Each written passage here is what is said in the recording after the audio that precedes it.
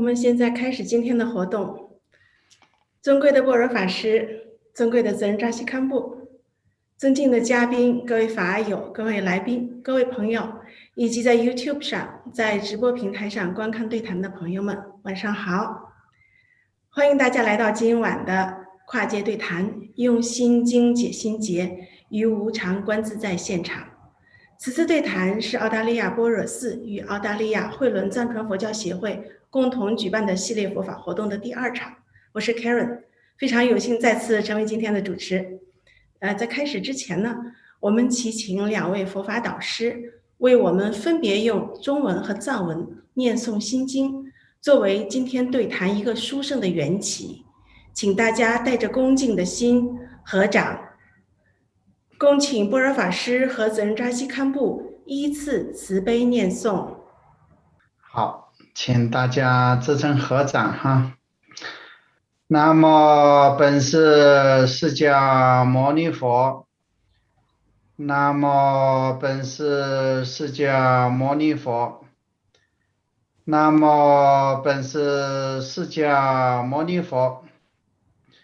无上甚深微妙法，百千万劫难遭遇。我见经文得受持，愿解如来真实义。摩诃般若波罗蜜多心经，观自在菩萨心生般若波罗蜜多时，照见五蕴皆空，度一切苦厄。舍利子，色不异空，空不异色，色即是空，空即是色，受想行识亦复如是。舍利子，是诸法空相，不生不灭，不垢不净，不增不减。是故空中无色，无受想行识，无眼耳鼻舌身意，无色声香味触法，无眼界，乃至无意识界，无明亦无明尽，乃至无老死亦无老死尽，无苦即灭道，无智亦无得，亦无所得故。菩提萨埵依般若波罗蜜多故，心无挂碍，无挂碍故，无有恐怖，远离颠倒梦想，究竟涅槃三世诸佛。依般若波罗蜜多故，得阿耨多罗三藐三菩提。故知般若波罗蜜多是大神咒，是大明咒，是无上咒，是无等等咒，能除一切苦，真是不虚。故说般若波罗蜜多咒。即说咒曰：揭谛揭谛，波罗揭谛，波罗僧揭谛，菩提萨婆诃。阿弥陀佛。ya gar ga de banga wa de bangja para mi da shin da ya bo ga de zhong de di ma xi er ye pa er de chen bi ning bo ban bo ji go er ge da ge du ba di jing na zhong de ne ya bo ga xia ge pong bo re la ge long ge gen de jin bo da xian zhou jin bo gen de jin bo dang ta ji de ju de di zhe zhong de Samo nawa ji jia wo ju jie nam zhang jie deng en zhen la nyun ber xiu so yang di zhe xiang zhe zhen ba chen bo pa pa jiang ri zhe wang xiu xi ri ji pa er de xin ba zhen mu jiu ba ni la nan ber da ke Hong bo nga bo de da la ya rang xin ji dong ber nan ber da wo天理上帝见体，在当单把夏日归，扬州新把新把新本不把夏日在往水蓝给解密说，几波刚来夏日节跑儿的新把三木就把加不让都把的。这点老板儿呀，这个解密把当扬州新把新本不把夏日在往水给在当单把夏日多的把蓝给解密说。Shari Borgi Borgi Bomo Kanala Shergi Power the Jumba Samu Joba Jabrando Bati That number Tower Jate Bombonga, Teta Janran Sinji Tomor number Yang Tower Chisada Sutomba Tomba Suso Sugli Tomba Ni Jamayano Tomba Ni Li Jansu Jamayano, the Sender Soradan, the Sidan, the Sedan, number Shiban, Tomba, Shari Data Vina. 就当这东巴你的曾经没把马地巴马高巴芝麻没把芝麻当芝麻没把芝麻当芝麻没把芝麻没把更完没把我下里个对大卫那东完你了就没错完没的些没的些没那不是吧没明没那完没那没几没里没有没就没这没真。罗梅拉下面就没多，没给看没把你一起看没一起，那不是比看几把的样没多，马瑞巴沙巴没把你搞些沙比把的样没多，的现在东尔瓦当跟中瓦当古巴当人没也是没托把没。马头巴样没到，这里个对大卫那像就先把能头发没比这儿是不的把儿的先把了电讲你的什么这把没比这把没的新就老了现在你连地方他现到的什么那不是过上的他们就讲是不的把儿的先把了的你。那那没把样，到不了做不样就等我们做不上几少对大卫那些人也跑儿的新兵啊，这把新兵啊，那那没兵啊，没人把当年不是些兵啊，中国他们就让表现为些兵啊，真兵啊，对不是些不是些的，些人也跑儿的新兵啊，没把大家他我们个把拉三个点报的说，些人我讲就先把进步的这些人也跑儿的先把什么了，那不是些我的有中等的，等人的理想的。像就先把进步跑把奖励是往去了，历史是讲话今年历史老说的给我对现的其他交际等把对现的写入的跑儿的先把什么了，这不是现在对现要往能讲就是要让我中等的这个几个在话当这当等把下拉都对不当，像就先把跑把奖励是往去当，他们这当兵过的当拉当没当拉嘛当，这是这边就得让。中等的几送完了，我不是多。感恩法师和堪布的慈悲念诵。上次对谈之后呢，主办方收到了很多积极的反馈，希望对谈继续举办。在此呢，我代表主办方感谢大家的支持，因为有大家的鼓舞，我们就想尽量尝试一些不同的方式，让对谈呢更贴近大众，满足大家的精神和心理的需求，给十方信众以及公众提供尽可能的一些帮助和支持。本着这样的发心，同时也为了体现多元文化特色的澳洲佛教能更好的得以传播和弘扬，能令大家从不同的视角了解佛教，令佛法能够更广泛的利益到众生。从本期开始呢，由2位导师和他们挑选的在某一个领域有着代表性的这个人物一起对谈，所以呢，我们有了今天的这个跨界对谈。因为有了上次的活动经验，这次对谈除了在 Zoom 的会议室可以直接互动参与之外，布尔斯的李总和布尔斯的义工们还开发了 YouTube 以及澳洲印象直播平台，以便能够利益到更多的有缘众。波尔斯和惠伦的义工师兄们一如既往的默默付出，给予了活动极大的支持和帮助。今天的对谈直播结束后，我们会在后期剪辑录像，通过 YouTube 频道呈现给更广大的大众。为此感谢每一位今天参与的人。今天的嘉宾呢，其中的2位是致力于弘法利众的佛法导师、修行人，另外的1位呢，是把艺术和绘画作为修行的画家。我们先请几位嘉宾和大家打一声招呼。首先有请布尔斯住持般若法师，法师好，阿弥陀佛。好，各位佛友大家好，阿弥陀佛。接下来有请惠伦藏传佛教协会会长泽恩扎西堪布，堪布好，扎西德勒。扎西德勒，大家好。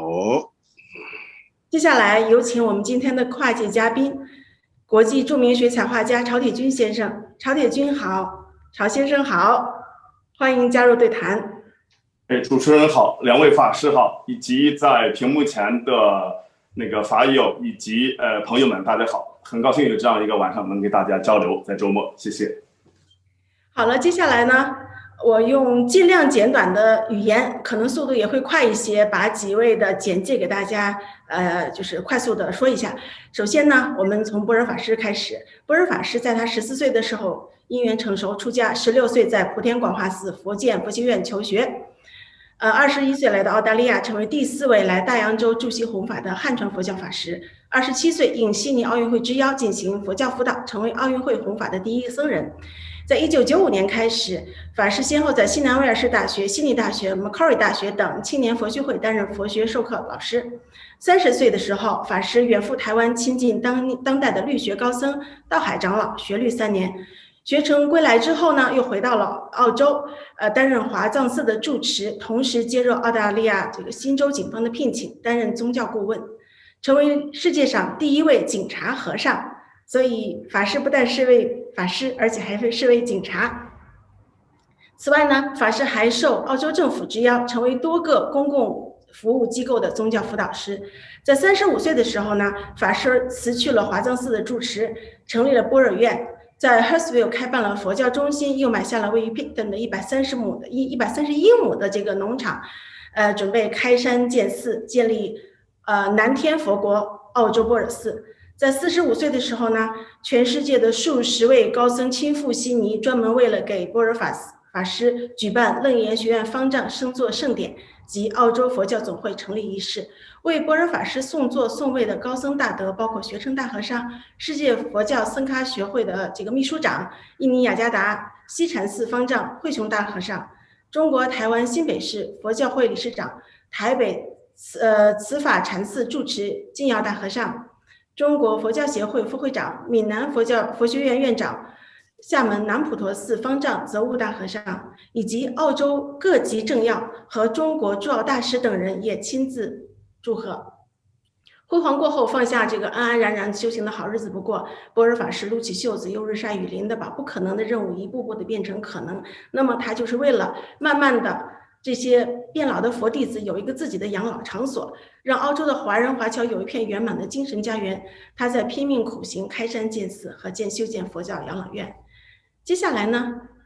泽恩扎西堪布，堪布也是在16岁的时候因缘成熟出家，先后在支嘎寺、阿日扎佛学院、伦多佛学院全面系统学习佛法及五部大论。24岁的时候获得了堪布学位，相当于我们的博士学位。堪布先后曾经依止有当代米拉日巴之称的曲英恰达尔尊者、贝玛才旺大堪布等高僧，也从查查卓根仁波切、贡嘎旺丘大堪布、宗萨钦博仁波切等大德座下领受显密教法及伏藏的灌顶。堪布曾在西藏支嘎寺任授课堪布，与宗萨佛学院学习期间呢，担任了佛学院的这个杂志编辑。我说的这个是印度的宗萨佛学院。后来又赴台湾学习中文，并开始用中文讲经说法，摄受弟子。堪布同时也是一位经教典籍的翻译家，在2018年，堪布将六祖坛经法宝翻译成藏文。这个书呢，由慈诚龙珠堪布亲自作序，那么在中国和印度两地同时出版。堪布是第一位将汉传佛教从这个禅宗思想代表经典通过翻译介绍给西藏佛教这个界的学者。那么他进一步推动了汉藏佛教的这个交流，获得了藏汉高僧大德和学者的高度肯定。目前呢，堪布也正在将另外的一部这个经典，就是道教的代表经典《道德经》翻译成藏文，期待这部译著的问世。除这个在高僧大德的传记和佛法开示结集方面呢，堪布也做了重要的贡献。他整理出版了曲恰尊者的开示集、政治言教，以及噶千仁波切的开示集、菩萨言教，还参与了贝玛才旺大堪布传记的编写。堪布常年致力于藏文和中文写作，尤其是藏文作品深受读者的喜爱，曾于2011年和17年2度荣登藏文书籍销量榜首。在17年的时候呢，堪布转身为瑜伽士身份继续弘扬佛法，通过面授社交媒体以及网络平台等多维度，以更适合现代这个人的所化众生的这个方式，一直不间断的弘法利生，通过网络讲授五部大论课程。接下来介绍今天的跨界嘉宾，就是国际著名水彩画家曹铁军先生。曹先生是国际水彩画协会大师会员、世界水彩画家联盟签字会员、美国水彩画协会会员。曹先生先后就读于西安美术学院附中、西安美术学院油画系和西安交通大学人文学院油画艺术研究专业，圆满完成了一个艺术家养成所需要的所有专业学习和训练。曹先生做过大学艺术教师，还有10多年的报业从业经验，曾荣获中国10大媒体视觉总监殊荣。移居悉尼后呢，他潜心于水彩画研究，尤其是在肖像画方面进行了大量的艺术实践。他通过自己的艺术去体验和表达不同种族、文化、地域、宗教和人生经历影响下人类世界所呈现出的多样性，以及这个表象背后人们所共有的生老病死和喜怒哀乐。曹先生在世界水彩领域非常的活跃，近5年来参加了60多个包括国际大师邀请展在内的重要比赛，多次获得1、2、3等大奖。重要的艺术成就包括2017年国际顶级水彩画杂志法国的 The Art of Watercolor 题为理解我们的独特性的专题报道，还有2018年在意大利 Fabriano 国际水彩节作为澳洲画家代表受邀于大剧院现场示范。英国2021年国际水彩大师比赛他获得了第1名的殊荣，还有2021年韩国汉阳国际水彩双年展这个获得大师奖，2019年美国国家水彩画协会年度国际展最高现金奖，2019年第1届世界水彩画大赛网赛前3名，阿尔巴尼亚水彩大赛精英展最佳肖像奖。他屡次获得了其他的各种1、2、3等奖，以及还有今年的一个法国水彩文艺复兴大赛叫做 Watercolor Renaissance 荣誉提名奖等等不胜枚举。此外呢，他还担任国际水彩画大赛的评委。以上对3位进行了一个非常片面的介绍。那么等一下大家会在他们和大家的对谈中呢，对他们有一个更深刻全面的了解。今天的对谈呢，我们的话题集中在4个问题上。这4个问题是我们从法友们提出的这个问题中整合出来的。法师和堪布他们2个将结合自己的传承，主要从佛法的角度切入为大家答疑解惑，而曹先生呢，将以其丰富的人生经历和在家人对佛法之间的角度，分享他作为一个画家的观点。在对谈部分结束后是互动问答环节，为了有效的利用时间，请大家提前将问题打在聊天区。在直播平台上参与的朋友们呢，也可以提问发在评论栏，由我们的义工师兄将这些问题转到现场。关于这次对谈的主题，我们其实讨论了很长的时间，才有了今天的这个选择。因为现在呢，到处都在谈疫情，上次我们也谈了疫情，所以大家对这个话题可能已经很厌倦了。但是疫情又是我们现在绝大多数人这一生中遇到的最大的困境。这个时候呢，我们的烦恼也是最炽盛的。所以呢，我们这次借疫情中的现象来观察一下自己的烦恼，进而呢，谈谈我们的心。今天我们的焦点是如何让在疫情中躁动的这颗心安定下来。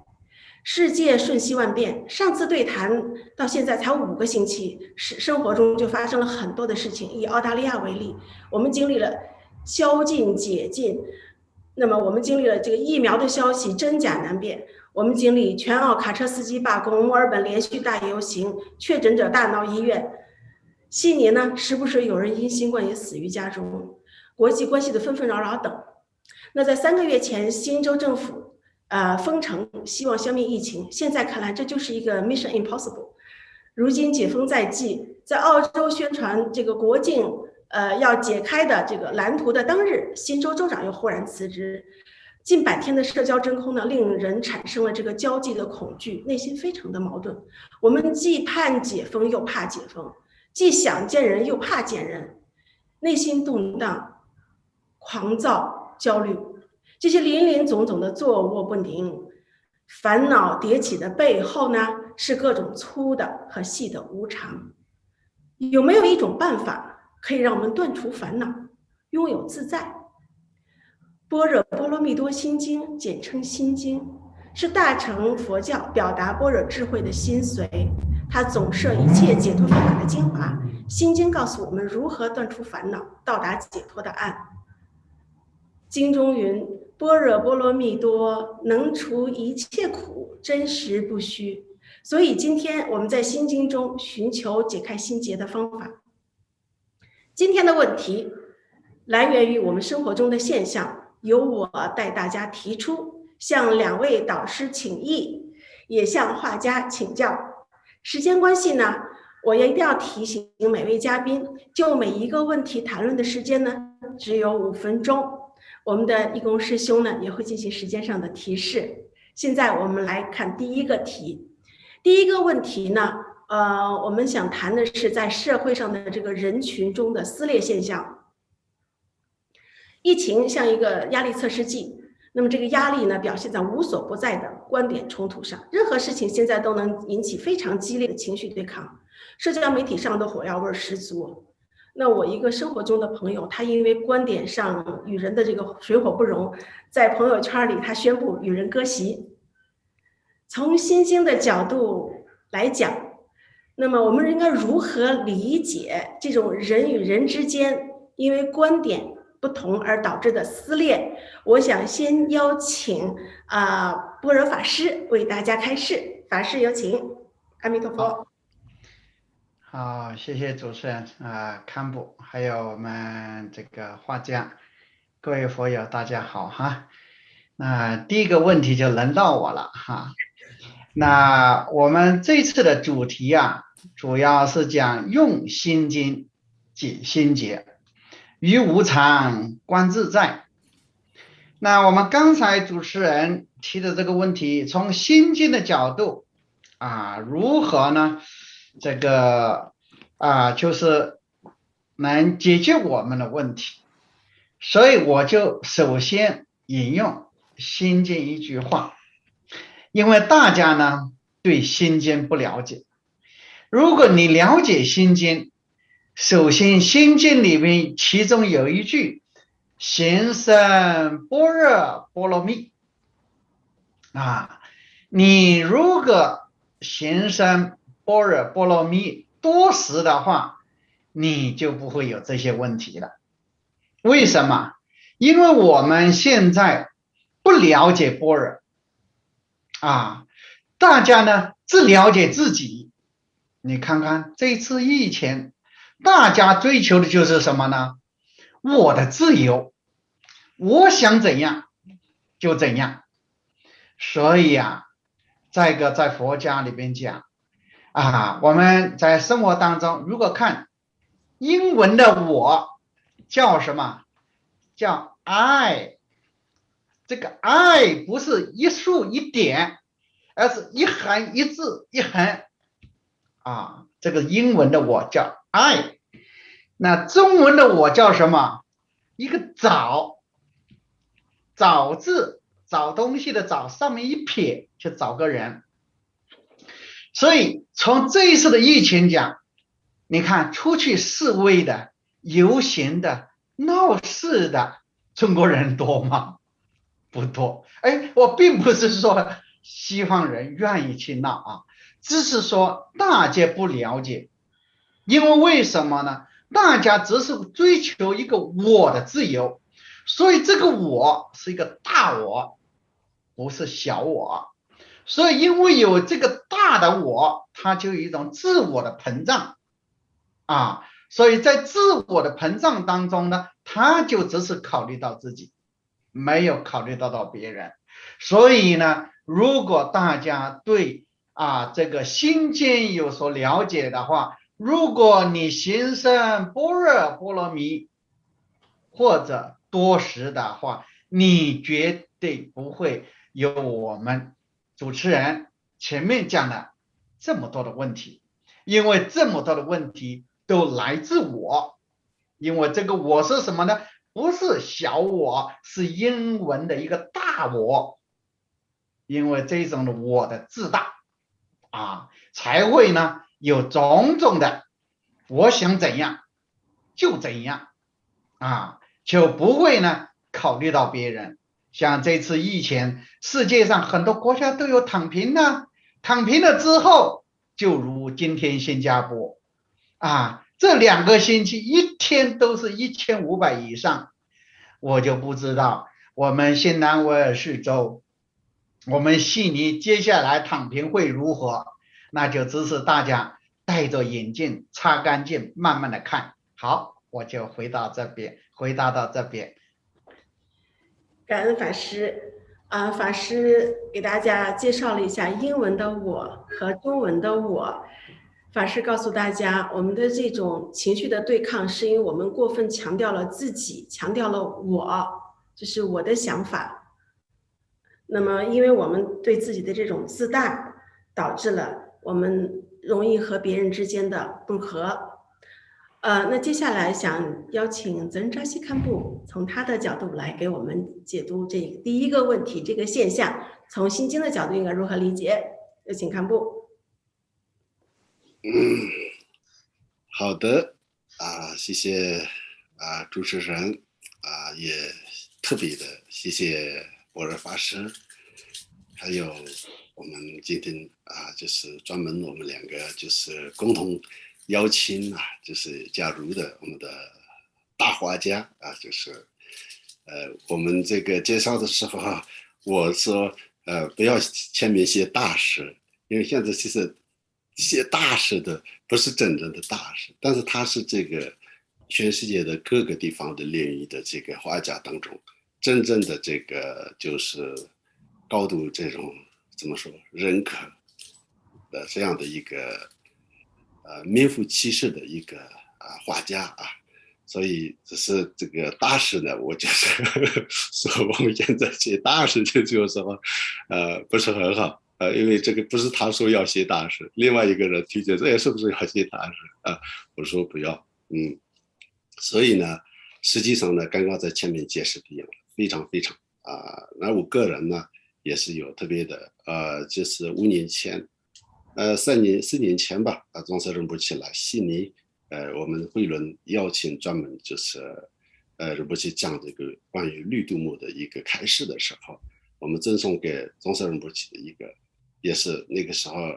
就是一个特别的一个宗喀仁波切的画像，也是就是我们的画家就是瑞切尔画的，所以呢从这个开始我们也有很多方面的这种一个因缘他呢就是也是非常开放的一个，然后就是各个的炼狱，尤其是这个心灵方面，他的画很多的这个自己的这个作品当中也有我们现在在后面看到的那个明空都看得到，就是比较原始自然，这个英文说的那种 nature 就是很多无造作的这些才这个怎么说这个色彩呢他比较有兴趣。那今天呢我们本来要谈心经的话必须是无造作观自在自然，是一个很核心的一个想法思想嘛。所以呢我们两个就是博尔法师我们都觉得非常我们一起谈这个事情就是非常非常好，而不是都是要一个宗教人士的身份谈，本来生命不是专属于宗教人士的所以也特别开心大家一起这样的一个比较这个超越领域的一个跨越的一个对谈这是一个。那第二个呢就是今天好像我还没有讲究一件事情，可能已经OK 没有关系，主要是今天刚刚就是这个提问第一个题目里面说了就是人与人之间的一些看法，有时候甚至观点上有水火不容的这个现象。这个现象是怎么来的呢？因为你有你的看法，我有我的看法，他有他的看法，但是不同看法其实是没有关系，如果没有过度的话它是一个多元的一个思想。但是我只认同我的看法，但是甚至我不尊重他的看法，这个时候你的看法不是只是一个思想层面的一个认知，变成你自己的一个执着。我的英文不好，也许就是刚刚法师说的就是那个英文里面的这个大我吧就是这样的。那佛教里面这就是一种攀缘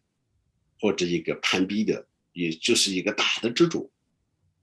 所以般若心经的开头是什么呢？观自在菩萨行深般若波罗蜜多时，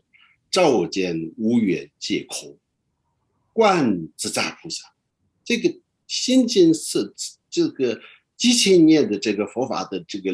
汉传佛法的历史和藏传佛法的历史，应该说1000多年的当中影响最大，也怎么说呢？这个佛教的炼狱的这个印象最深刻的大乘和密乘界的这个一个经典，所以它里面的一开头就是观自在。如果你是能观自在，观自在是什么呢？就是有贪心的，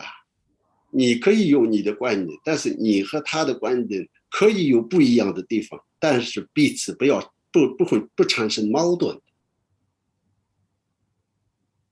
这个呢，就是一个观自在，明白？所以也是观世音菩萨的这个悲悯，就是另外一个名称，也就是观自在菩萨。在汉传佛教界，为什么观世音菩萨自古以来呢这么的这个受重视？也因为是我相信是某种程度上是心经的开头就是观自在的名字出来，它就像一个电影里面的一个最主要的这个主角一样。虽然是佛陀是主角，但是呢，这个名字的顺序就是一开头就是观自在菩萨，尤其是汉传的这个翻译就是这样。但是这个观自在菩萨的观自在道的，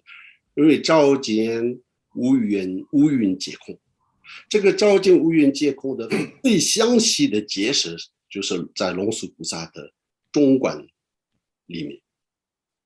在龙树菩萨的中观，为什么叫中观呢？就是他的看法不偏激于左边或右边，他是中立的，甚至他没有自己的什么所谓的一个执着的一个看法。这个自然呢，已经超越的一种一个没有一个完全是固定形成的一种观念的一个框架里面。所以当然是观自在菩萨是有这样的一个精神。所以如果我们这个放在生活里面的话呢，无论是家人或无论是工作领域，无论是这个我们一般的社会当中对疫苗的看法也好，对这个社会的各个层面的看法，你可以用你的看法主观的，但是呢你客观的可以接受并且尊重，而且并且觉得其实一个人 Geden Chumper 西藏最著名的一个学者叫 Geden Chumper， 他也说了，他说从小到大我们个人的这个怎么说呢，这个从个人的这个实际的这个经验来说，每个人的这个思想层面的这个看法会有所改变的。连你自己的这个很多的想法很多的观念主张都能够产生变化，那就是你自己都没办法完全控制自己的这个观念，完全说我现在是这么想，以后也一定要这样想，没有呢，那就是更不用说是别人，这是一个重点。所以这个本质为什么是这样呢？昨天我们讲这个中观四百论其实也里面有提到这个部分。所以说因为本质是无常缘起，从缘起而生，从缘起而灭的，它是一种自然的缘起，所以呢一切的观念也是无常的。这个无常的本质呢，就是无实有的一个存在。所以也是就是这个观点再测的，就是在般若金刚经里面，就是说入梦幻泡影，就在一个做梦一场梦一样。所以如果当然呢，我不是说是每个人都能要做到，包括自己都做不到这个境界的。不过呢，就是心经的这个思想精神呢，确实是这个对这个不同看法来讲非常非常有用的。好，感恩堪布。堪布呢，给我们从这个第一句观自在菩萨行深般若波罗蜜多时开始讲。刚才法师也讲了行深般若波罗蜜多时，那么堪布又着重对于这个观自在进行了更进一步的开示。两位也都强调了，我们因为执着于自己的观点，排斥其他人的观点，我们看不到其实一切都是因缘而生因缘而灭，一切的本质都是无常，所以呢我们才会执着于自己的，然后呢才会和其他人有这种各种的冲突。感恩堪布。接下来我想请曹先生从他画家的角度来谈一下这个问题，有请曹先生。大家好，我先说一两句。实际上今天这个对谈，如果从佛法的角度来说，我可能给两个法师做一个小学生资格都是不够的。但是呢，有人又说，绘画呢，它本身就是一种meditation， 是一种入定，也是一种自我的修行。我想这个是有道理的，因为绘画它也是向内看自己的内心，内观自己。所以基于这一点，我是想这是一个好的机会，从一个从一个就是我生活在社会上的一个人，从我的这个角度来对这些问题谈一下我自己的看法。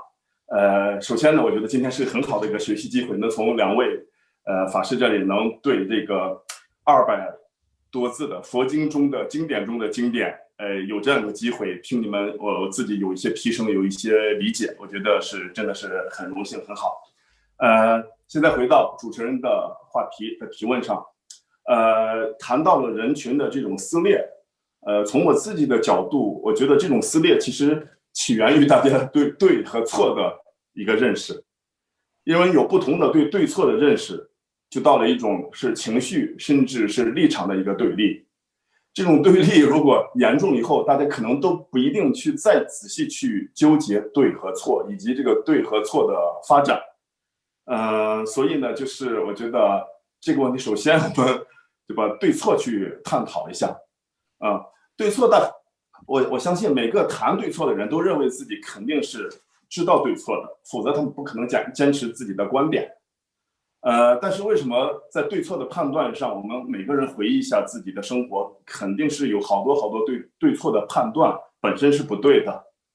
是不对的。这个并不是因为我们智商不够，不是因为我们智力不佳，但更多的情况下呢，我自己觉得是事实，我们掌握的事实是不够。通常有些新闻我们看到的其实是很片面的，根据这个片面的像瞎子摸象一样，我们根据很小的东西做出一个整体的判断。每个人自己看的是不一样的，所以就会产生一些在对错方面的我们的就天然的对错的判断不准。我觉得作为我们每一个人都应该去自省这个，而不是强调我们认识了一个事情的一个真相。另外呢，就是关于对错的判断，我自己觉得呢，就是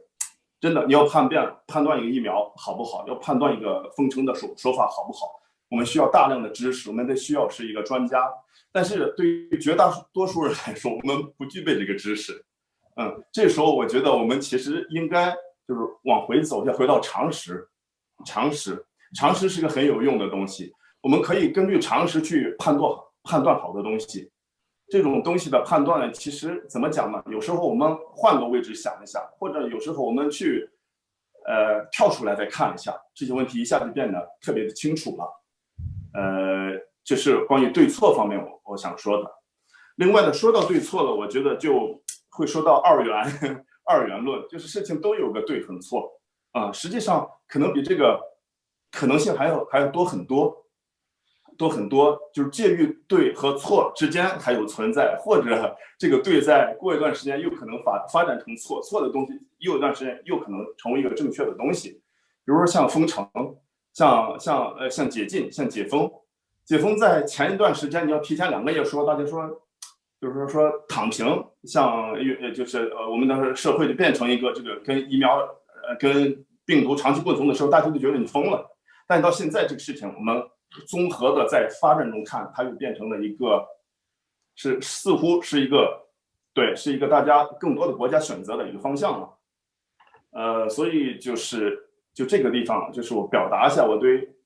二元论的一个观点，大家不要特别的对跟错那么的肯定，那么的笃定，我们放宽一些自己，就如果在不伤害别人或者是不影响有很快的影响下，我们尽可能多包容一些不同的观点。这是我在这个方面的看法。另外呢，我稍微把它延伸一下，我说如果其实我延伸到艺术方面，其实我们也会有类似很多这样的思考。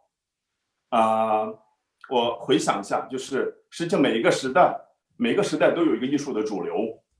可能那几十年印象派起来，那几十年某个流派起来了，可能现在是当代艺术，就是在你某一种流行的东西或者某一个主流的东西壮大的时候，这个时候也不要太这个叫什么了，不要太觉得我是一个很主流很强大的东西，我就觉得别的东西别的方向都是不对的。我们实际上回忆一下历史，像文艺复兴，它也是一种复兴啊，它也是把以前的东西我们重新又认识到它的价值，但是在另外一种高度上来进行了一个回归。所以呢，总之，对于这个话题，我想说的就是，解决撕裂，我们需要更多的包容。这个包容呢，没有上升不到那么更。就是可能像佛理里边说的，可能宽容了，或者更广大的，还上升不到那。但是对我们自己最基本的要求，我觉得我们应该以一个宽容的态度去看这些世事的一些变化。这是我这个问题的一个分享。我结束了，交给主持人。好，感谢曹先生。曹先生呢，从生活开始，来谈这个问题。他谈到了这个疫苗呀、封城呀等等，大家不同的看法。从他的角度来认为呢，他说这个是因为大家就是有自己因为自己掌握的这个知识，比较片面的前提下，产生了这样一个不全面的片面的判断，所以有了对和错的判断。那么他也强调说，不要用这种二元的这种观念，那么对这个东西那么笃定的认为什么一定是对，什么一定是错，因为它会变。但是我们就是本着一个不伤害别人的心就好。那接下来曹先生延伸到了艺术方面，他说在艺术方面呢，不同的流派在不同的时代是主流，但是呢，这个呢，它也一直在变，所以呢，他认为我们需要更包容，对别人的观点更加包容。好的，这是我们对第一个问题的一个我们几位嘉宾给出了这样一些这个观点。接下来呢，我们看一下第二个问题。第二个问题就是在与家人的这个相处这个方面啊，最近几个月呢，跟家人相处就是变了模式了，变成了一种24×7的这种模式了。有一个朋友他就跟我分享哈，他说以前呢大家要上班呀、上学呀，只有晚上那么一小会儿家庭的时间，大家都很珍惜这种天伦之乐。但是现在呢，全部的时间都跟家人在一起了，既要自己做事情，又要照看孩子的这个网课，还有没完没了的家务，就完全没有私人空间了。对于家人呢，这个时候就特别的不耐烦，甚至就动不动就会争吵。在这种与家人高密集的这种相处中呢，如何才能保持和睦、相亲相爱？我想请问一下，两位导师，在心经中有没有指导这种与家人相处的智慧？另外呢，我也想请曹先生一会儿帮我们讲一下，作为艺术家你是怎么来理解这个问题的 ？OK， 这次呢，我想请责任张西堪布您先给大家开示，有请堪布，阿弥陀佛。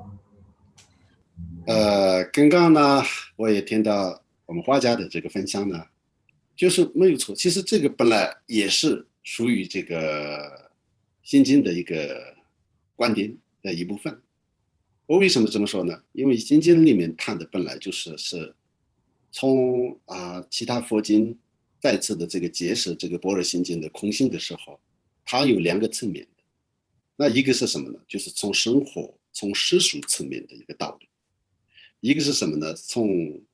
佛菩萨的一种修行层次比较高的一个智慧层面的一个这个解读和一种应用的方式吧。那他佛学里面就是专门佛家的这个用词就是世俗谛和深义谛嘛世俗谛呢，就是为什么世俗呢？就是我们实实在在的生活当中的道理。它的后面为什么叫谛？就是言字旁那个谛听的谛吧那这个原因是什么呢？它是真理。强调真理，它就是有它的道理，所以在这个当中呢，就是可以应用他的智慧去面对众生的。所以如果是深义呢，就是殊胜的一种另一个层面的智慧的，但是他呢可能是在讲就是主要是修行人的这种一个比较高的一个境界。那这两个哪一个是对，哪一个是错，没有对错，而且反而是两个都是相互相成的一个作用，密不可分的一个关系。所以我觉得刚刚突然想到了，我们两个就是可能讲心经的时候，就是那个先入为主的，可能会自然就是讲到这种佛理的这种一些文字的东西。但是幸好呢，就是 Richard 呢，就是也今天可以就是从生活的角度来，就是在提醒我们，其实是这两个是本来就是在一体两面的一个概念。所以这个包容呢，就是无论是在社会上、观念上，然后就是家庭的相处，都是一样的。都是一样的，这个般若心经里面就是是非空，空非色，当然是一个大道理，但是就是照见无蕴皆空。这个无蕴的时候呢，为什么叫无蕴呢？因为我们的人的执着，它有执着的一个对象，就是所执着的这个放不下的东西，主要的非常在乎的一个东西，它就是无蕴啊，无蕴。这就是我们经常执着的，我们经常自我放不下的，它主要意识或者这个行动要保护的呢，就是这个自我的这个。但是所谓的自我，其实实际上分析的，我们再去观察，肯定是找不到它的真实存在，因为它的本性是空性啊。但是呢，这个无云啊，它就是我们的这个无云大家应该知道，就是这些世俗现象啊，这个是的这个层面的这个存在。可是呢，我们每个人自己执着的时候呢，我们的执着其实是很多时候非常怎么说呢，一个心理的一个概念。所以佛陀也开始的时候，为什么直接说是是非空就不够了？还有下面呢，就是说很多这个什么无眼耳鼻舌身意无色相意为出发，每一个为什么要分开拆开呢？意思是说，虽然是空性，就是前面已经是被空非意思全部已经讲完的感觉，但是如果我们用在生活上的时候，每一个案例，每一个自己在乎的东西，要特别去在乎，特别去分析，特别去要这个观念就是要个别的去处理的意思啊。这大般若里面更广的一个，看起来是很重复的一个概念。这为什么一直重复？但主要是我们的烦恼执着是一种停留在一个阶段，一直在重复。所以呢，这每一个这个情绪也好，其实是我们道理是谁都懂，但是论到自己的这个身上的时候，我们真正的要应用的时候呢，这是非常非常困难的。所以我们今天用在家人的相处也是这样的。虽然呢，就是家人的这个相处本来就是家家都有难言的经嘛，这也是这个无法避免的一个情况。但是啊，另一个程度来说的话呢，我们用般若心经就是观自在，还是一句就是观自在。那这个观自在的时候呢，你在家人这个相处，尤其是在疫情期间24个小时连在一起的时候呢，你就是应该要用一个换个角度来想然后我相信呢，就是一开始这个封城的1年前的时候，大家就是一开始关在家里的时候，也不会做菜，也不知道怎么办，就是有很多的。可是现在呢，慢慢反而习惯自己在家里煮饭，就是有点这种任何的这个事情都人就是也好，这个我们这个性本质呢，是可以适应的。所以在如菩萨经论里面有一句叫“贡那拉沃人们就是目的刚要有买”。就是说，你就是一再去这个重复的去这个联系的话，任何都可以成为一种自然的一个状态为什么呢？因为也是纵观它的任何事情，它的本质没有实有的存在。就我刚刚在前面也就是写了就是这个中观400论里面就是讲到的这个一法从缘生，这个就是从缘起而生，缘起而灭的这样的一个道理。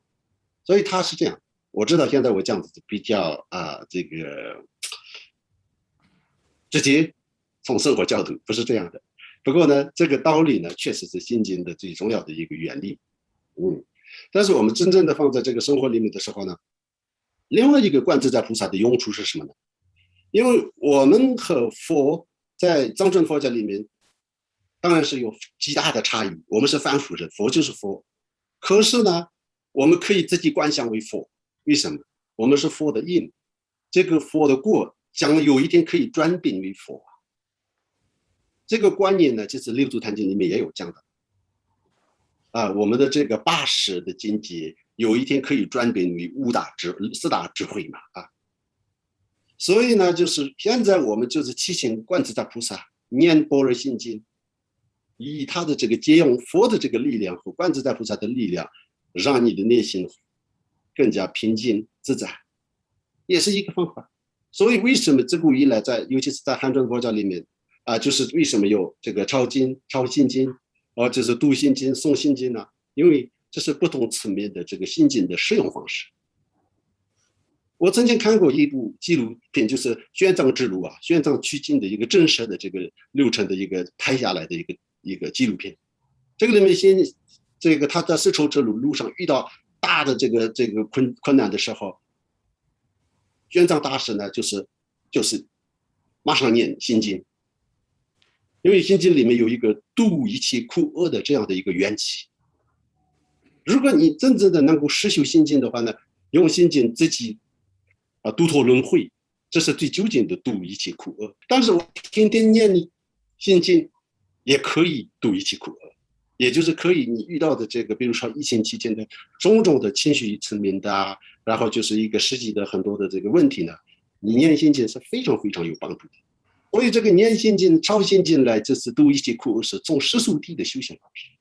当然有一次你自己完全证悟了这个般若那个智慧，从那个自己的现象局当中产生这个般若智慧，这是从深义谛的修行。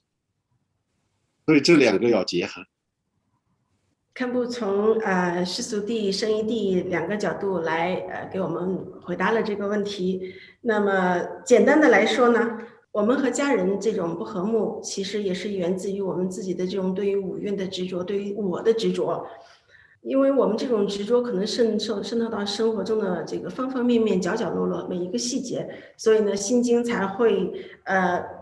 不但说了这个色即是空，空即是色，色不异空，空不异色之后，还要说无眼耳鼻舌身意无色声香味触法等等，就是非常非常不厌其烦的去说，就是因为在我们的生活角角落落里都有我们的执着弥漫着。那我们怎么样才可以去和家人协调这种关系呢？堪布给大家了一个非常小的小 tip， 就是我们可以去念心经，借观自在佛菩萨的这种力量，因为它呢能度一切苦厄，这样子呢我们和家人可能会比较好的相处了。接下来我想请般若法师来为我们开示。法师有请。阿弥陀佛。好，阿弥陀佛。那我回答主持人的问题三个字，哪三个字呢？就是心经里面话观自在。因为现在这个疫情把我们绑在家里24小时7天开的门也看得到，关的门都还听到声音。所以呢大家呢关短时间没有关系，关时间久了情绪不稳定了，看事看不顺了，那时候呢就开始，因为疫情本来不自在了，在24小时7天关在家本来平时也偶尔看一次呢还蛮新鲜的，天天看，早晚看，日日看，24小时拼命看，最后也不自在了。所以呢一致，那我个人观念，以主持人的话，要观自在，要用心经里边观自在。我们现在刚才主持人讲了，以前早上出去上班回到家匆匆忙忙赶快回家，希望回到温暖的家。那现在待在温暖的家待得太久了，好像觉得这个太热了会烧到皮肤了，太温暖了够温暖了。所以呢以前一直用在外观上所以呢一直你看看，大家一睁开眼睛就看到外边的世界。但是作为我们一个真正的佛弟子呢，一定要内观。外在的东西这是一个色相，外在的东西也只是一个假象，但是真正的内观才是真正自己的东西。所以呢你不要因为现在关在家里这也不自在，那也不自在，看得老的也不自在，看得小不在，看得中间的更不自在。这个呢在佛家讲这个疫情有没有好处？有好处。懂得用功的人，他会懂得反思；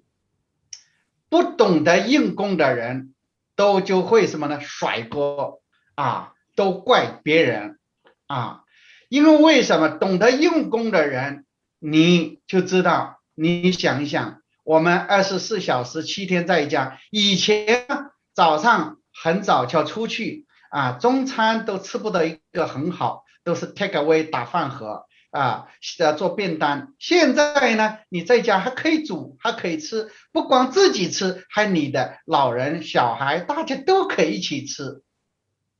啊。所以呢，就我们现在来讲，因为这个疫情出去，实际出去好不好？没问题啊。你要想出去，你不怕死可以出去啊。但是呢，因为我们能在家保护了自己，又保护了家人，要保护更多的人，那有为什么不好呢？为什么不去观想一下呢？第二个，你要感恩，我们省掉了很多钱，省掉了现在的很多的开支。不相信大家出去上班的人，以前的开支给现在的开支啊，你要观想一下。第三个，我们要观因缘法啊，要了解这次疫情，也感恩这次疫情，因为让我们有这么多时间能在家里边陪老人陪小孩啊，这个因缘是难得的，也是这次的疫情跟着这个因缘也是一样，百千万劫难遭遇给我们碰上了，我们要珍惜这个因缘，珍惜今天这个因缘啊。第二个呢，第三个，我们要真的要珍惜我们当下拥有啊。你想一想，我们在澳洲啊，还算很好了，还有福利可拿了那你在别的地方可能钱都没有了，生活真的很辛苦而且最少我们在家还可以5公里以内是吧？还可以出去买东西想吃什么还可以买什么想怎样5公里怎样，你去蹦跳都还行。你如果在中国的话，封城的话，跟澳洲封城比一比，那就差太多了，所以呢，就我们现在在这种问题，像主持人讲你不要认为待在家不好，待在家，你如果反观的话，内观的话，有很多的好处。你不要告诉我说，师父我待在这个疫情在家没有增长智慧，全部增长了肥肉你不要这么想我没有叫你大吃大喝大睡，我最少就是说你在家，你照样的做你的事，照样用功，你还有更多的时间，你懂得安排你如果把老也安排好，少也安排好，中间也安排好，自己会更好上也开心，下也开心，自己更开心，是吧？当然因为你老也弄不好，少也看不好，所以这个就不开心了，就不自在就吵架了，就觉得在家里面是牢狱所以作为我们一个佛弟子，以我们主持人提的问题，真的要好好的观自在。你观自在，大家人都自在了。如果你人一自在，你周围的那种环境也就很自在了。不然的话，一大早一起床就看见你那个苦瓜脸，大家都看到你那个苦脸，所以这个本来是开心的一天，看了你那个苦瓜脸的也就不开心了。那去想一想，所以呢，希望大家借着这个疫情待在家里边，好好用功，好好办道，好好的观自在，最后这样我相信皆大欢喜。阿弥陀佛。阿弥陀佛，感恩法师。法师呢，从观自在着手，告诉我们最好的方法就是观自在。那么这个观自在怎么观呢？法师给我们从4个角度进行开示。第一个就是我们要进行反思，第二个，我们就是要感恩；第三个就是我们要这个思维因缘法；第四个呢，就是我们要珍惜当下。那么我们应该用这个时间，不是外观，而是内观。通过内观呢，我们会发现有很多的好处，而且法师也告诉大家，我们要利用疫情这个时间来增长智慧，而不是增长肥肉。非常感恩法师。接下来想请曹先生从他的角度来给我们谈一下这个问题，有请。谢谢主持人。刚才听了两位法师，从一些心经的一些角度来谈论，来给大家一些启迪，我觉得也是很有启发。从我自己的角度呢，我是这样去看待一个问题的，就是我觉得人其实，也许是一种消极的看法啊，我觉得就是可能人真的没有哪一刻没有烦恼，工作时有工作的烦恼，有工作的压力，有赚钱的多少，那现在呢，让你能够有一个时间相对能够把那些烦恼抛在一边的时候，你有另外的烦恼又过来了，所以呢，对我来讲，就说如果人在某一个时期遇到一些烦恼的事情，遇到了你心结打不开，或者你觉得好像没办法摆脱的时候，你退远看一点，退远看，这个退远看点实际上不是指物理上的退远，就是你在脑海里想这一段时间过去以后，你怎么去看待它。当我们是学生的时候，每年回暑假的时候回家跟父母待1个礼拜2个礼拜就开始烦了，哎呀，整天在家里，父母好像老对你说这个说那个，又絮絮叨叨的，觉得就盼望着开学。开学了以后，又想，在家里是很好的，或者过了多少年，过了20年、20-30年以后，你自己可能离开了家，或者自己工作很忙，很少有时间去探望父母的时候，你现在又觉得那个时候真的是多么的珍贵。所以说，就是一个事情没有办法去避免的时候，其实我们应该转换的不是那个事件本身，应该转换一下我们考虑那个问题的一个角度跟态度。我觉得实际上就是顺势而为吧，顺势而为。在当下的这种情况下呢，我们实际上就是把脑子，把脑子频道就调到现在的这种状态，我们可以合理的安排一下自己的生活，不要消极的熬日子，每天说哎呀这个疫情什么时候能过去啊，什么时候能过去，真的这个东西到该过去的时候就过去了，没过去的时候，你可能我们需要去，比如像女士你自己去研究一下美食，做饭，然后跟孩子多一些亲子的交流，多一些教育，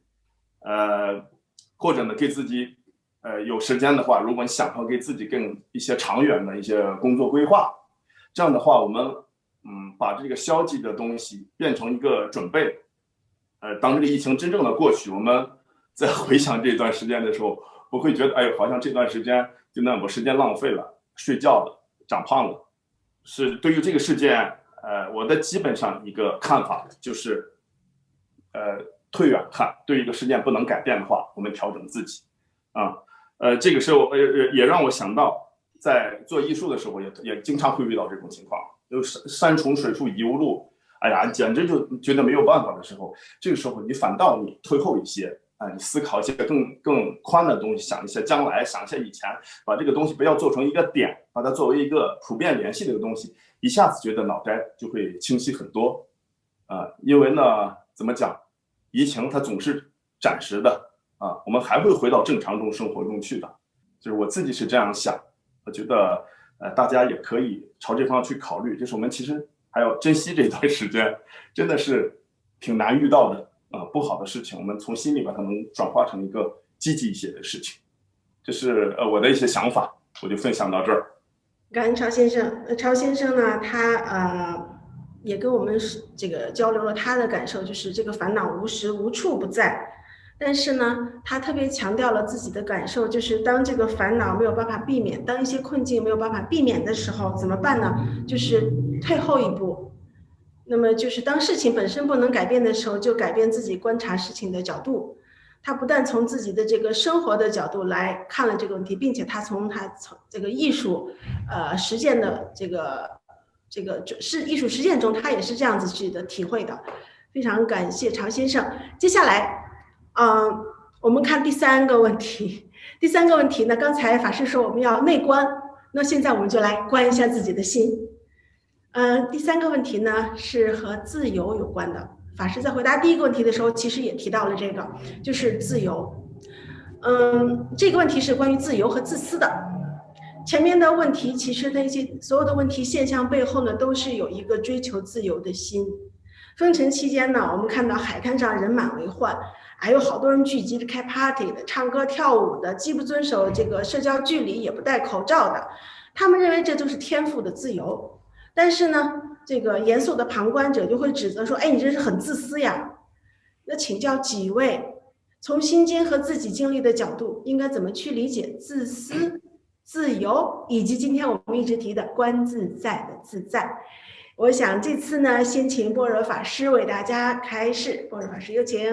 阿弥陀佛。好，风水轮流转，又转到我了哈。好，回答主持人的问题呢，那我们还是用心经的话。心经里面讲，心无挂碍，无挂碍故，无有恐怖，远离颠倒梦想。你能无挂碍，无挂碍故，无有恐怖，远离颠倒梦想的人，绝对是很自由、很自在的。因为为什么我们现在不能自在？因为心里有挂碍嘛，心有挂碍嘛。你看看，就像我们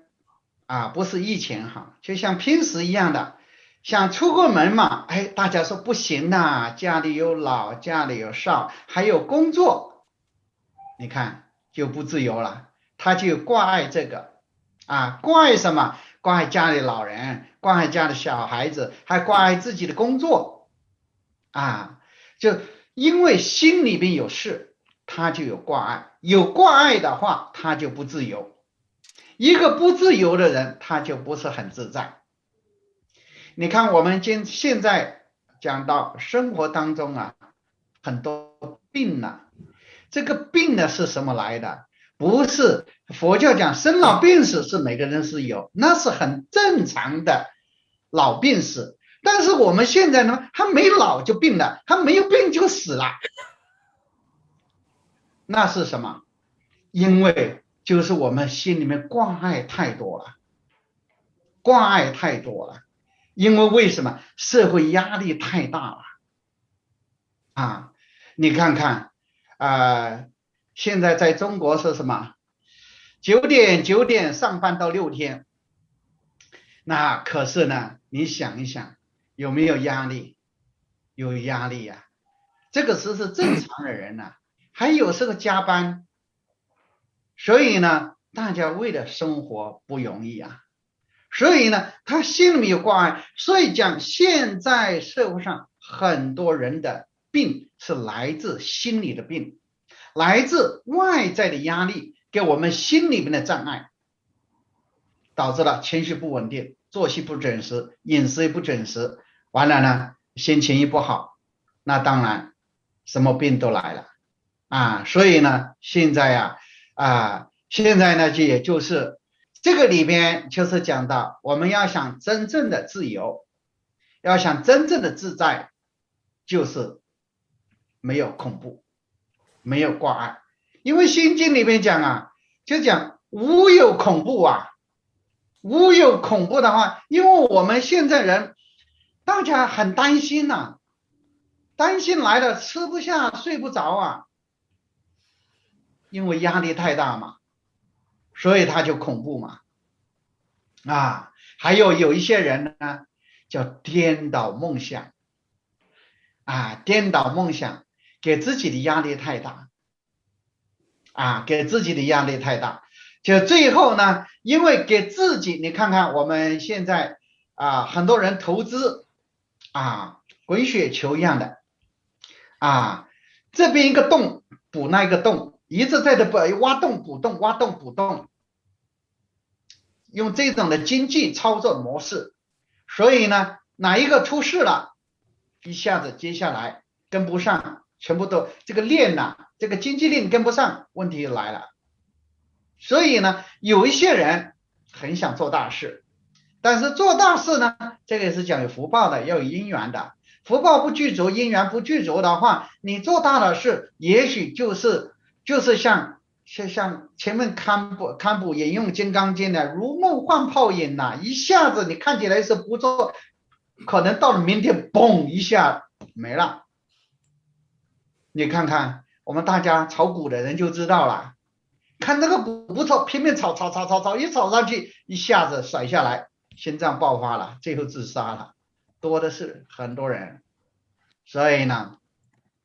真正想自由，真正想自在，就是心经里面讲，心无挂碍，无挂碍故，无有恐怖，远离颠倒梦想。这个就是真正的自由与自在的人。当然，那自私的人，为什么很多人自私呢？因为他怕。当然，在生活当中啊，那一般人如果是为了家庭，那也只是一个小家啊。那但是有一些人呢，他的那个自私的，他是什么呢？他是一种自我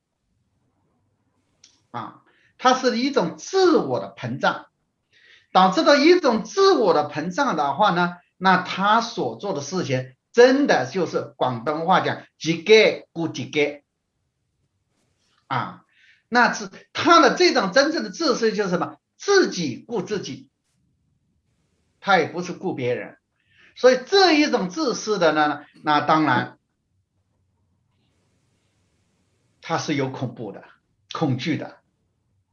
啊。虽然他有梦想，但是他那种梦想不是正知正见的，而且他那种梦想是颠倒的，也就是心经里面话啊。他的这种自私呢，就是什么？就是颠倒梦想。因为什么？他没有具足的佛法所说的那一种正知正见啊。这个就是我的补充啊，我的说的就是这么多啊。补充那当然请堪布，还有我们的画家啊，阿弥陀佛。阿弥陀佛，感恩法师。法师从这4句，就是心无挂碍，无挂碍故，无有恐怖，远离颠倒梦想，给我们解释了这个自由、自私的区别。那么自由呢，是因为我们心里边没有挂碍，因为没有挂碍就没有恐怖，所以我们就很自由了。但是自私呢，我们强调一个自我，其实这个呢，是我们依旧恐怖是在的，因为这个恐怖，所以呢，我们这个梦想就是颠倒的。好的，接下来想请画家曹先生为我们谈一下，您是怎么去看待这个问题的？有请画家。自由、自私、自在，我觉得是特别大的一个话题特别大的话题。因为第一个自由，它本身其实我的感觉它有2层的一个含义吧，一个是在政治这个语境范畴里边的那种自由，另外是我们个人感受到自由。自私，我觉得还相对好理解但是对于自在呢，我自己觉得它是比较难以理解的这也是正是今天可能2个法师给大家要阐释的或要说明的东西。先回到自由，我觉得怎么讲呢？就是我们通常大家对自由会有一个框架，会有个认识的框架，就认为除过你自己想做什么事情以外，你不要冲突到别人的利益，不要伤害到别人的利益。这大概是大家简要的就画的这样一个自由的一个框架但是这个自由的框架呢，恰恰是就大家最容易跑出去的跑出去的就到了就是我们这3个关键词的第2个到自私了到自私了。自私从另外一个角度讲，那么有俗话说人为财死，鸟为食亡。听起来好像从这种人文达尔文主义，从这种角度来考虑的话，觉得好像是这么回事就自然界嘛，就是这样的但实际上就是现在呢，大家这种社会它是一个比较高度组织化的一个社会高度组织化的社会大家如果做事情单纯从自己的利益角度去考虑的话，那肯定是一个我们怎么讲不符合一个社会规则的一种行为。所以就是从自私，跟自由这两个界限，我觉得是特别容易被我们穿梭的。这也是最近一段时间能听到的大家的关于疫情的抱怨，最多的可能就是这个方面了。从我们的一些生活的现象里头，随时可以看出来，以及我们随时可能给它去下一个这样一个定义。就怎么把自由跟自在之间去做一个界定呢？我觉得我自己个人的理解啊，自在应该是一个更大的一个升华，是比自由更上升的一个升华。是的，就如我刚才所讲，我对它还没有特别能够好的一个理解，但是呢，我觉得把它做一个对照对照的到我们的艺术里边来，我觉得也可以谈到艺术的自由、自私跟自在。艺术的自由呢，实际上对照一下，我好像觉得，对这个理解我自己理解更明白一些。艺术的自由其实指的不是说你就拿一张纸随便在上面乱抹东西，大家可能觉得好像，比如说有些很著名的画家像毕加索，大家觉得他是不是特别的自由的一种画？是的，它是一个自由的状态，但这种自由的状态，它是有束缚、有规则的。无论是我们看到的不同的画的很像的、具象的，或者画的抽象的，就只要它是一个好的作品的话，它的这种画家的自由背后，它是有东西来束缚的，就是对你的，如果你脱离这个束缚，那简直就是，怎么讲呢？就是反倒走到另外一个对面去，它就是一团糟了。另外就画画，比如说到自私，这个是很神奇的。就艺术方面有没有自私这种话题？这个实际上，我自私，我把它换一个角度，它实际上还不一定是一种，也可以叫一种类似于执着吧。就画画的时候，我们可能带有强烈的目的性去做，可能说，我特别关注于画画赚多少钱，这个画能不能卖出去，能不能怎么样，就在这个方面过度的去专注、去执着。另外一方面，他可能有的觉得他可能换一个角度说，我今天可能我做的工作我不是换钱，但是我想去提我的名声，去干嘛，就特别的有目的的去做这个事情。实际上，我觉得从艺术角度来讲，这也是另外的一种执着，或者把它叫自私吧。再回到就说从绘画里边。讲自在，我觉得它实际上有一种佛理在里边。其实我自己的感觉在里边，就是我们就是无论是中国画还是西方绘画里头，有一些像齐白石啦，像这些人啦，他们可能是一个比较高级的状态。对于他们来说，可能不刻意去画什么，怎么画，不刻意这些东西都变得不重要了。就是一花一木，小小的东西照样可以关照世界，所以我觉得这个应该是一个我理解的从另外一个角度理解的自在的一个状态，把这个东西去回应到生活里头去，大概也差不多这样一个概念吧。所以呢，就是从这几个角度来讲，自由、自私、自在，我觉得也是需要我们每个人。怎么讲？不要以一个特别简单的角度去评价它，实际上还是应该多一些反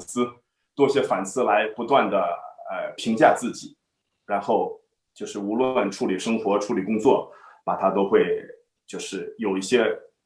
方向的指导，我们会做得更好的。这是我的一些想法。谢谢曹先生。曹先生呢，他从这个政治和自己的这个个人的角度来解释了他的对自由的理解。那么他认为这个就是自己做自己的事情，但是同时不要伤害别人。可是这种自由呢，会不小心就越界变成自私了。那么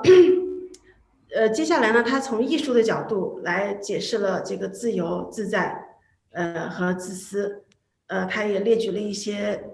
这个比如说毕加索这样子的人，比如齐白石这样子的人，来给大家进一步的解释他的理解，我就不再多说了。接下来我想请堪布把这个宝贵的时间留给堪布，就请堪布。阿弥陀佛。好的，那就是关于刚刚的问题呀，就是知识和自由自在这个区别吧啊，也就是呢，什么是知识？我觉得有时候就像刚刚说的一样的，从一个艺术的角度来讲，有时候是知识或者一种执着是必要的一个条件，有可能是这样的。也就是，但是呢，它不影响别人的情况下，它可能在于一个热爱的一个程度上。但是这个和他人的利益冲突或影响别人的情况下，你强烈的就是就是强调自己，然后就是不管别人的那种呢，就是成为了一个自私啊。比如说你坐火车啊，比如说在一个位置，那就是这个你可以在一个位置本来就可以的，可是呢，你觉得自己要就是更轻松、更舒服，所以就是你占2个位置的话，这是已经自私了。如果只是1个位置的话，你是买票进来的，这是你的一个理所当然的一个你的权利，你可以拥有的你的一个基本的。我觉得有很多生活啊各方面都是知识和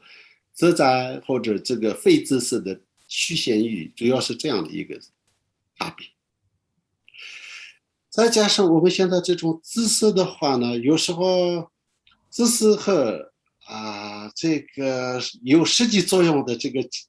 区别呢，有时候是看过程，有时候是看结果。其实这个呢，我个人呢不是很明白。怎么说呢？比如说最近在这个疫情期间，在悉尼啊，有一些抗议。这个抗议是这种他们就是违反这个怎么说居家的或者这个不能外出的这样的一个禁令，然后就是擅自去做的。当时我们和法师的时候，法师也不赞同这个做法，他说可以抗议，但是不能。可是我看到昨天呢又换了州长，有一些特别的一些情况在发生，但是它的背后有什么原因，谁错谁对，我现在也不知道。但是至少有时候因为这边的有时候这个政治制度也是这样嘛，无论是不是有点强制性，是不是非法，但是某种程度上非暴力的情况下，有时候人们的情绪啊，人们的做法是不一定完全按照政府的这个体系，明白吗？因为这样的话呢，他就是这样的说，还是他们会精神，还是会去开始调查，还是会有没有背后有更深层的这个一些深邃啊，怎么的，那我们就出来了。所以有时候呢，他们的表达到底是对社会和对整个制度的完善有帮助，还是这是一个自己情绪的一个自私的一个表现呢？所以我的重点是什么？这个有时候真的很难分辨。但是无论如何，如果这是真的是基于自己的一个自私的话呢，那当然就是要更宽阔的去看这个全面。那这样的话呢，如果你自私的去想的时候，很多不合理和很多让你觉得不愉快的事情，能够观自在他人的利益、社会的利益、大家的利益都放在前面，或至少放在一起的话呢，降低你的自我和自私，然后就是变得很自在和自然。而这也本来就是西方特别强调，或现在全世界几乎就是一个普世价值的那个自由，也是在法治的框架里面。所以这个就是不矛盾的。所以有时候自由和有一个自我的一个纪律和一种规范是不冲突的。所以呢，就是这个当中呢，又是享受自由，又是不要太自私，这2个能不能平衡？那我就讲到这里。感恩堪布，那么堪布给大家建议，就是我们在这个自由自在的这个或者是自私的这个差异上，我们要多的去把他人的利益放在至少和我们一样的这样一个角度上，降低自己的执着，就会少很多这种自私的表现。那我们刚才前面3位呢，都给大家讲了这个，他们的理解上、他们的观念上的一些看法。那接下来我想，请问大家，就是请问几位一下。你们自己在这个几个月、3个月的封城里边，你们自己的经验，你们有没有感受到过这个打击？有没有产生过烦恼？有没有沮丧过？那如果有的话，又是用什么方式让自己的这个身心自在的？想请我这次想请画家先生先跟大家分享一下。OK， 有请。好的，我就简要说一下。实际上，对，我觉得我跟大家的心情可能比较接近，也是波浪起伏的。是这样的，这个我觉得就是得讲一些实话啊。也有刚开始有些慌张，到后边觉得有好转了，自己又有一些调整，到后边觉得好像完不了了，又开始有点焦急啊。但是这些就是一些心情的变化，但基本上我把自己的生活跟工作安排的还就是按照一个计划来执行的，就是我给自己大概给一个目标，然后可能跟往年不一样少了一些，比如说展览啊，少了一些出国的机会了，但是我还好在画室里边按照自己的计划去完成一些作品。有时候我觉得好像没有心情了也要坚持去做，也没有心情的时候就也别太放任，差不多就是这样过来。到现在还好，我觉得还好。我大概就简要的分享一下这些。谢谢接下来想请康布简要的给大家分享一下。这个我觉得以前有一个台湾的那个星云大师有一句说法，不知道是不是他自己的话还是别的一个书里面的，就是说活法看法决定活法所以其实真的和看法有帮助的，有关系的。所以我个人的话，这即将2年的这个时间内，应该说是从自己的角度来讲没有受什么影响，反而呢也就完成了很多事情。所以我相信其实我们3个人都一样法师也更不用说了，本来就是大自在的一个境界当中。那画家也是一直在这个绘画的这个禅定当中，那我也是写一些东西，翻译一些东西，然后就是讲一些课程。其实本来这是我个人的话就是做的，尤其是我从前年年底就是到现在，我也就是像出家政治的这个开始的整理，还有噶当仁波切的开始上个星期完成，还有另外一些书其实呢还有翻译正在进行的，还有每次这个上线的一些课程进行来讲的话呢，我自己的一些佛心事业自己的爱好都没有受任何的这个影响。那再加上呢我自己的一些生活觉得也是一样，而反而呢觉得因为一天呢就是我在外面办一个事情，这个来回都要花半天的时间澳洲的距离就本来就很大。那现在在大家因为当时的话呢，如果我们推荐他们用这个 Zoom 上课，他们也觉得这个是很遥远或不实际或很多的障碍心理的。那现在呢我们推到这样的一个路上，就是呢每个事情都有一体两面，有好处有坏处。现在网际网络的这种正面的应用和这个实用的价值来，我们也弘扬佛法，做这个大家有帮助的事情。我觉得我个人呢就是用这样看待的时候，一切都在平常心。感恩康布。那刚才康布也说了，般若法师在一种大自在的境界中。那现在我们邀请大自在的般若法师跟我们分享一下这3个月的历程。实际我不是大自在，我只是相对比较大块一点而已。所以这次的疫情呢，对我没有打击对我也没有什么沮丧，反而对我呢，人家是福慧双修，我是肥慧双修你看我的最近人家大家看见我已经比以前圆了很多肥慧智慧来讲呢，因为为什么讲肥慧呢？肥就是长肉了慧就是学会智慧。因为大家知道我以前我是没有在网上上课的，更没有用这个 Zoom 的。所以因为这次疫情呢，那被我们后边的几位年轻菩萨师傅啊做应该要啊，就是这样的哈。最后呢我们就做上了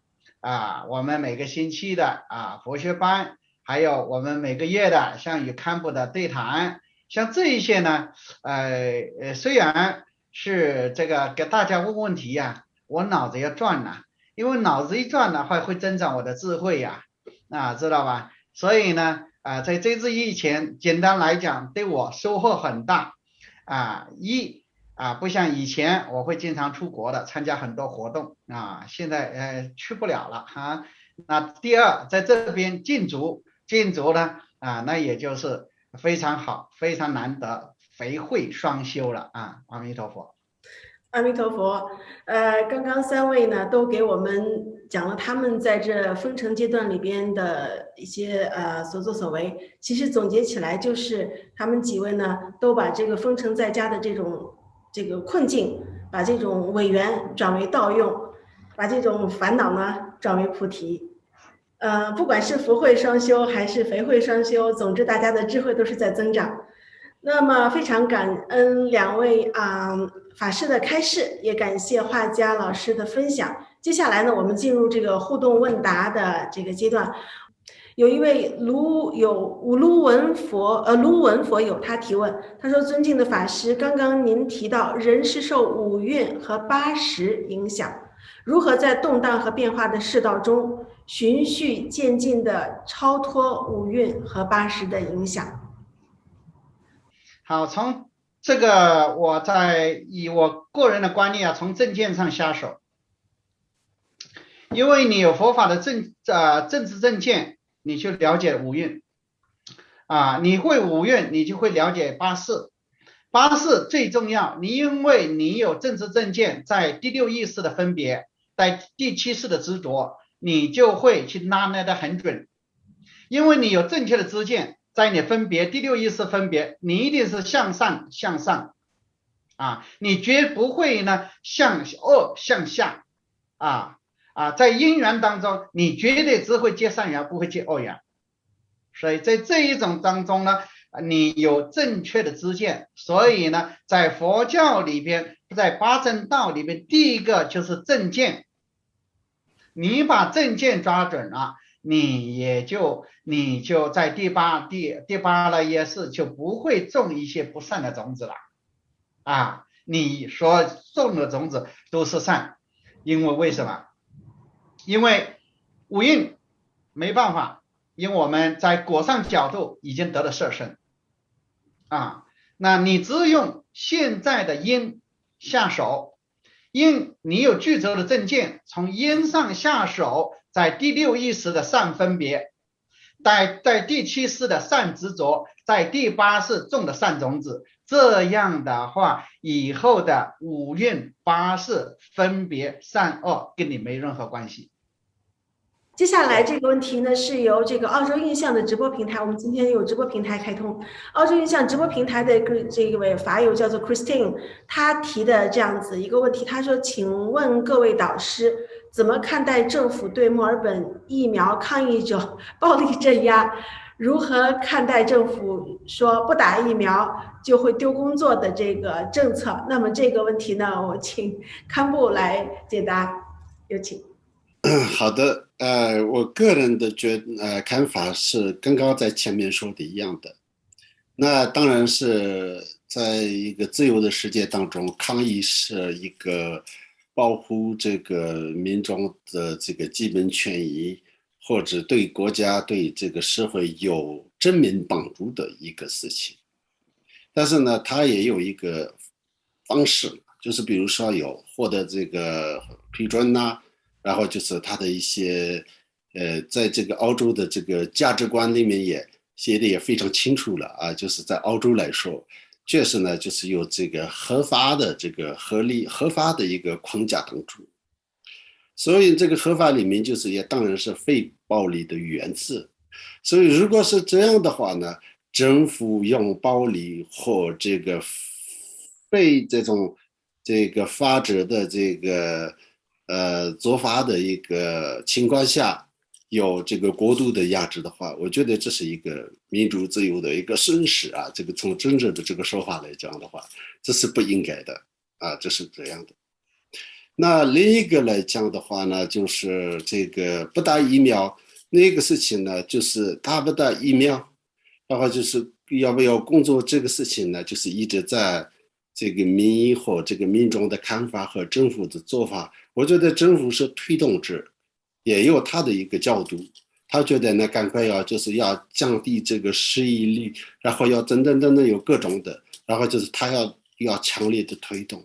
但是民众呢，就是不能完全是甚至政府说一句他就是这样的话，那这个就会变成另外一个形式的这个。所以至少澳洲的这个情况来讲的话呢，民众呢有权利有义务说是就是怎么就是一些这个上面的一些细节上该就是反对就可以反对，但是主要是这个我觉得一些个别的一些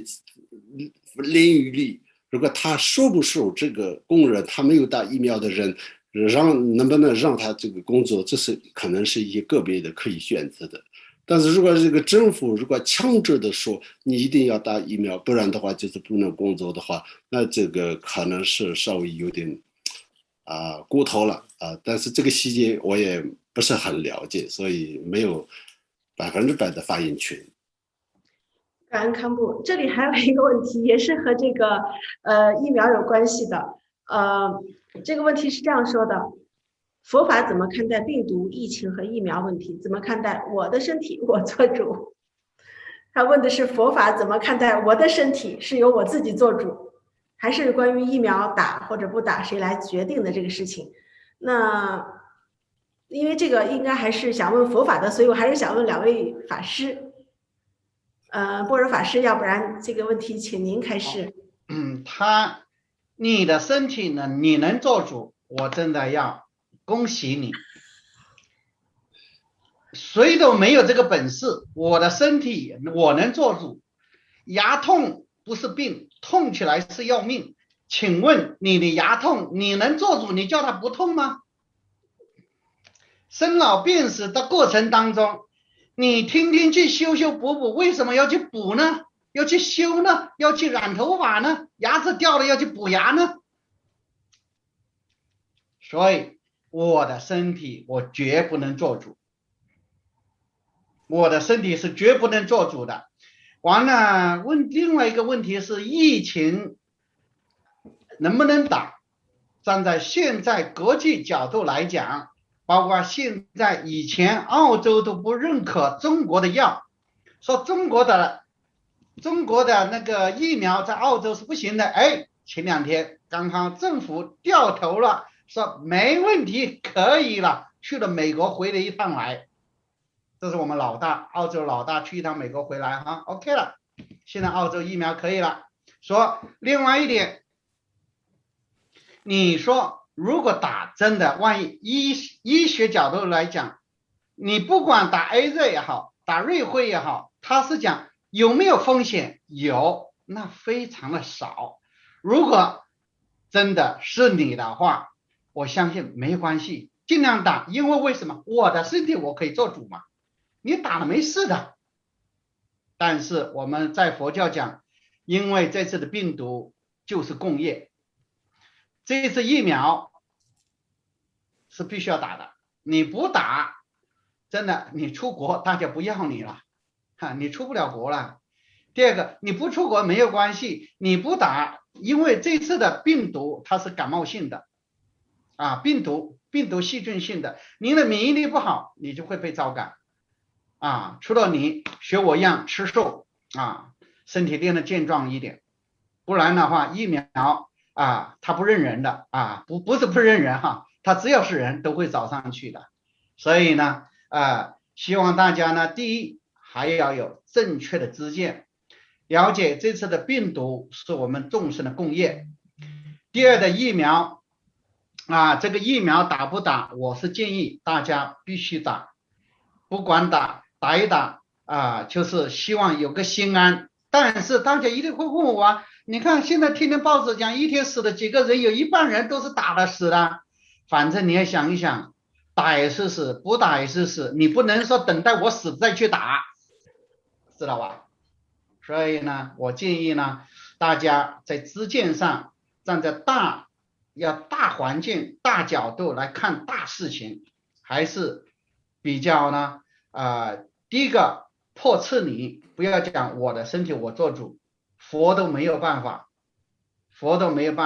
为什么？佛到涅槃的时候都拉肚子了，知道吧？所以呢，我的身体是绝对自己做不了主。第二，疫苗我是建议打。第三，关于病毒，那我认为是我们现在这一个时期的这一类众生的大家的共业所遭感。感恩法师。刚才那个贤周师兄呢，他是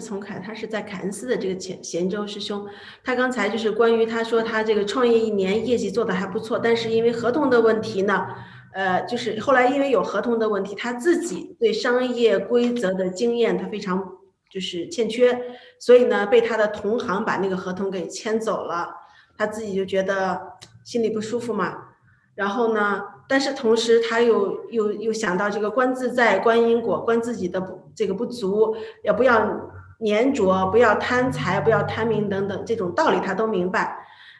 这个缘聚缘散应该看清放下，所以他内心有2种力量在争执不休，他自己非常的痛苦，所以他其实是说想请法师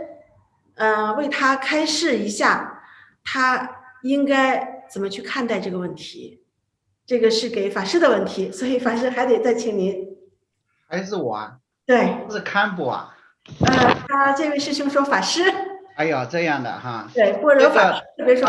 一个在佛家讲，我们世间上不问一切好与坏都是缘，不管是好的是善缘，坏的是恶缘或者逆缘都是缘，既然缘，一切皆因缘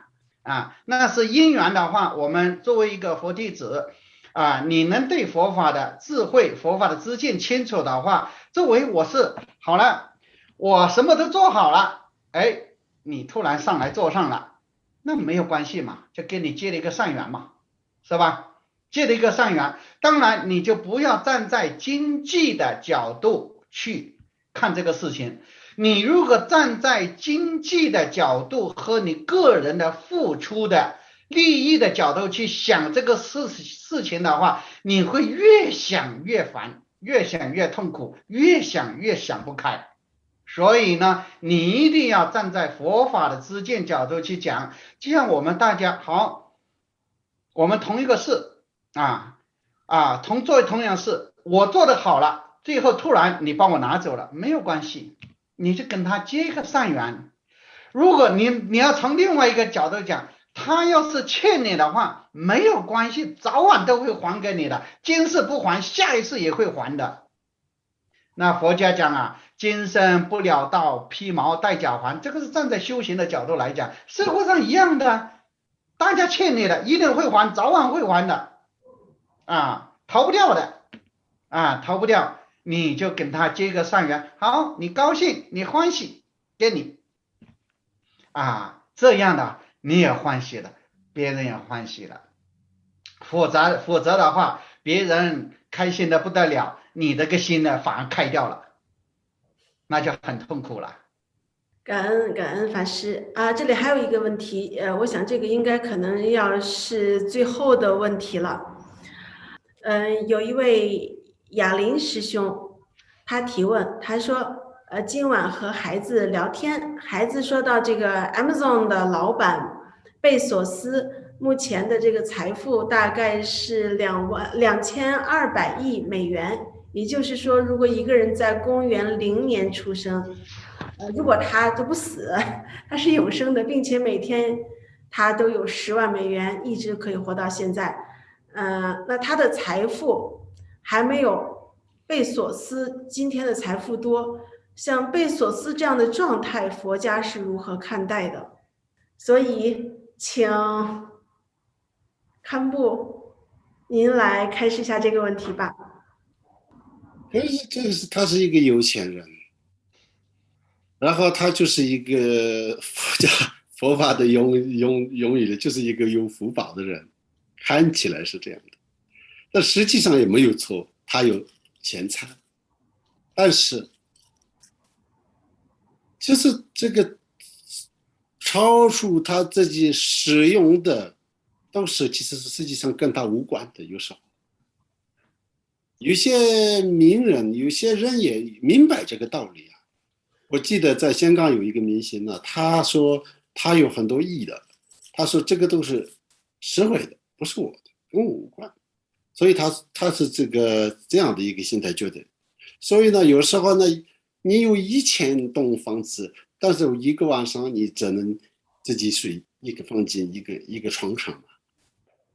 其实这个是，之所以呢，任何人都是，以前有一些上师他们也说过了，你再是受这种世界性的这种欢迎的一个人物或者一个地位身份各方面都非常超然的，可是呢，实际上呢，你就是一个人，你自己也要记得，你这是一个人，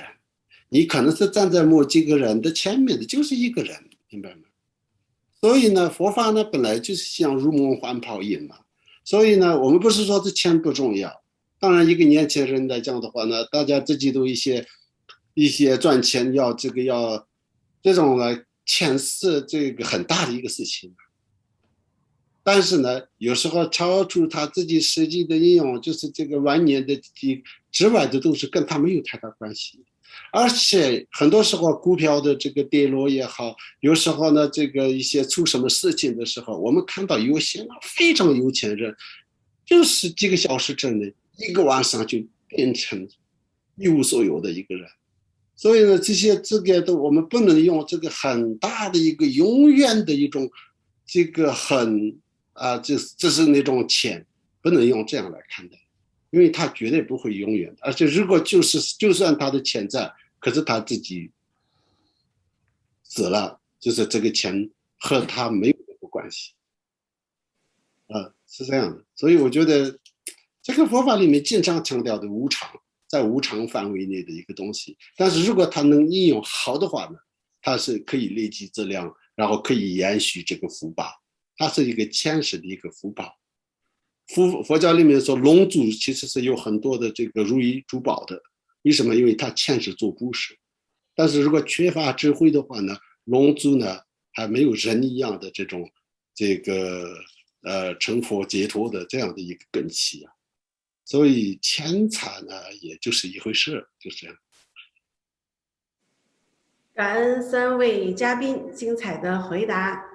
那么我们的活动接近尾声了。因为我们这个还是一个佛法的对谈，所以呢，我们还是按佛法的这种习俗，在最后一个环节呢，请2位法师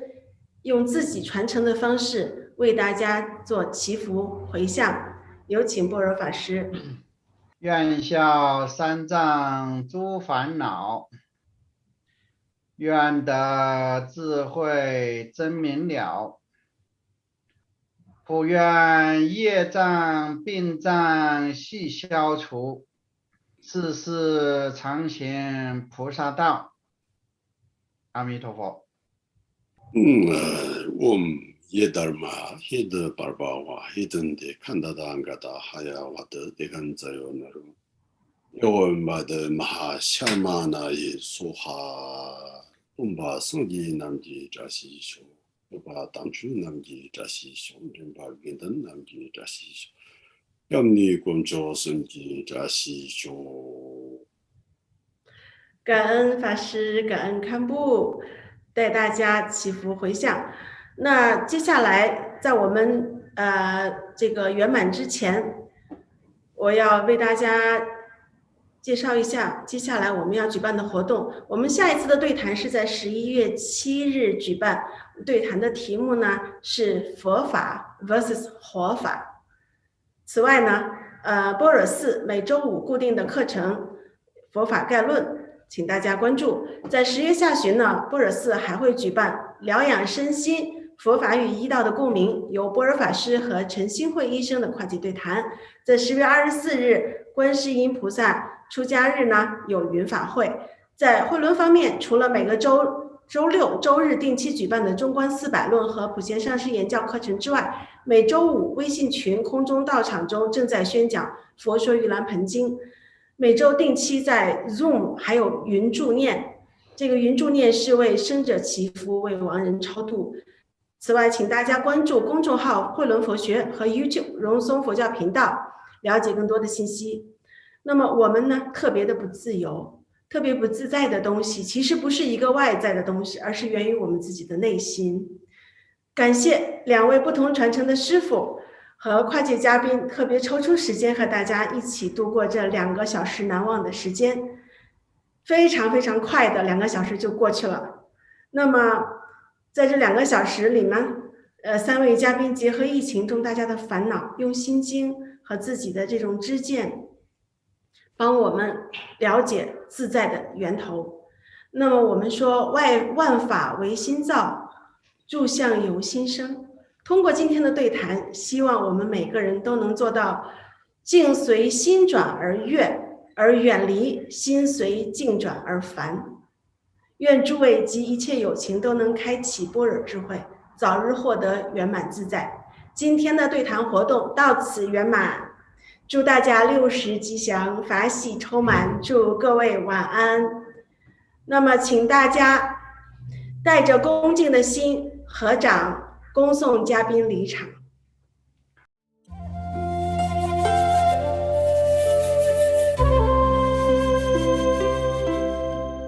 Namo Garbe Namo Buddhaya